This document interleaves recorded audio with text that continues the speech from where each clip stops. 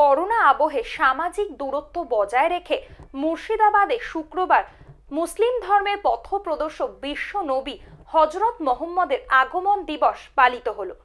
অন্যদিকে উত্তর দিনাজপুরে হযরত মুহাম্মদের জন্মদিবস উপলক্ষের মিছিলে বিদ্যুৎস্পৃষ্ট হয়ে মারা গেছে দুজন, আহত আরও 15 জন ধর্মপ্রাণ মানুষ।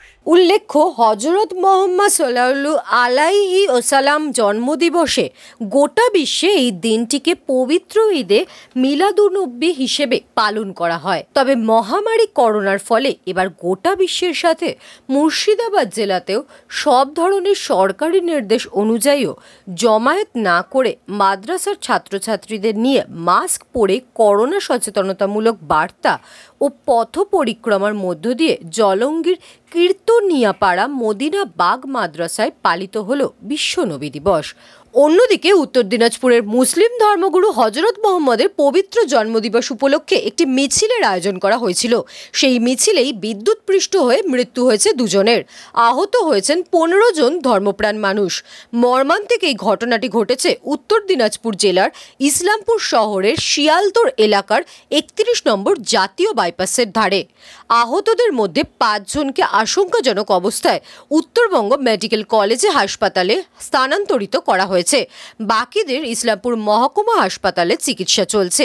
খবর পেয়ে ঘটনাস্থলে ছুটে যান রাজ্যের শ্রম দপ্তরের রাষ্ট্রমন্ত্রী গোলাম রাব্বানি সহ পুলিশ প্রশাসনের কর্তারা।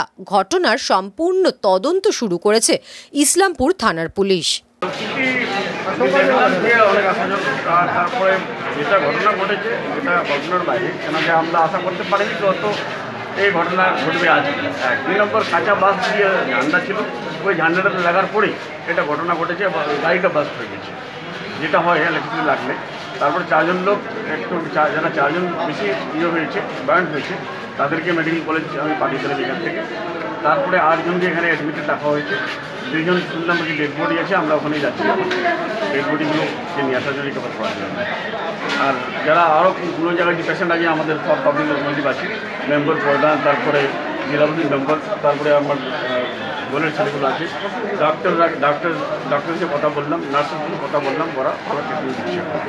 আর যেটা তারটা একটু নিচে ছিল ওটার জন্য আমি কিছু ডিপার্টমেন্টকে বললাম কেন এটা নিচে হয়েছে, এটা একটা তদন্ত হওয়া।